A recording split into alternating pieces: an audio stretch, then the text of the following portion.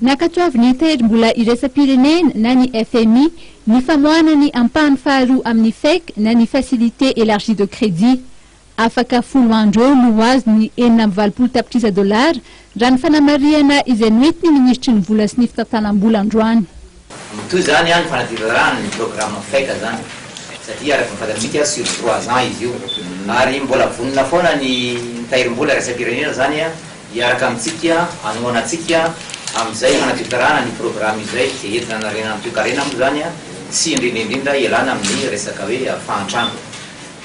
Nankatoavin'ny FMI araka zany ny fangatahana nataotsika eo amin'ny ampitombony amin'ny vola omena amin'ny Madagasikara amin'ny fanadivarana ny programme ny FEC ity.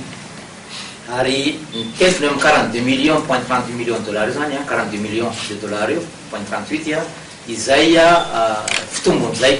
Ka raha ohatra ka niaingisika tany am-piandohana hoe eo amin'ny 304 millions de dollars io zany sur 3 ans omentsika dia niampy an'izay zany dia lasa 347 millions de dollars zany no omen'ny FMI antsika amin'izao.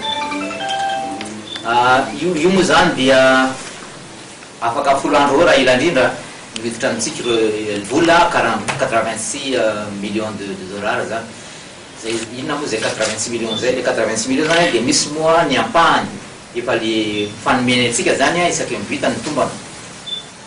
Izy efa nahazotsika tamin'ny vita amin'ny fanasiana dia efa nahazotsika tamin'ny taona tadidinareo dia vita ihany koa zany ty tombana ezaka ataony dia mahazo an'izay ndray tsika eo amin'ny 44 millions io zany miampy an'le 42 millions resaka teo dia 86 millions zany no azotsika 86 millions de dollars no azotsika afaka 10 andro. Mikasika ny JIRAMA dia fantatra fa misy ny ezaka tokony atao ho fanatsarana ny fitantanana ary mila mitandrina ity orinasa mpanjakana ity. Raha tsy aiviny dia nampitombona 200 miliara ariary ny fanampiana na ny subvention ho an'ny JIRAMA anatin'ny teti-bola mpanjakana na simpanitsiny 7.2 ny fiakaran'ny herinaratra 7.500 dia tsy ahakasika ny mpanjifa rehetra raha ny fanamariana izay nentin'ny ministra fa ireo moyenne tension ihany. Mikasika ny Air Madagasikara kosa indray dia misy ny trosa 3.3 miliara ariary tsy maintsy efena ary isy ny findramam-bola atao amin'izany. Fantatra fa betsaka ihany koa ny ezaka nataon'ny Banky Foben'ny Madagasikara nandritry ny enim-bolana voalohan'ny FEC nanaovan'ny FMI tombana izay.